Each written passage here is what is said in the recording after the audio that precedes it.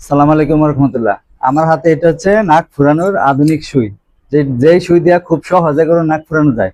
আপনাদেরকে দেখাবো যে এটা দিয়া কিভাবে খুব সহজে গরুর নাক ফুরানো যায়। আর এই সুইটা আমি কামারের দোকানে বইসা থেকে নিজে দেখাই দিয়া তারপরে এই সুইটা বানায় নিয়ে আসছি। এটা কিন্তু খুবই সহজ নাক ফুরানো।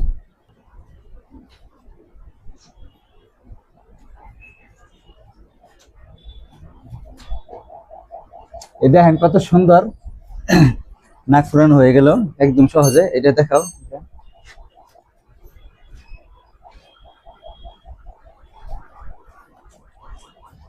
দেখেন দেখেন, এই যে এটা সহ নাকে ছিদ্র করলাম। এখন এই যে এই সুইটা বার করে নিয়ে আসমু। আর এই যে রশিটা যেভাবে দিয়ে দিলে,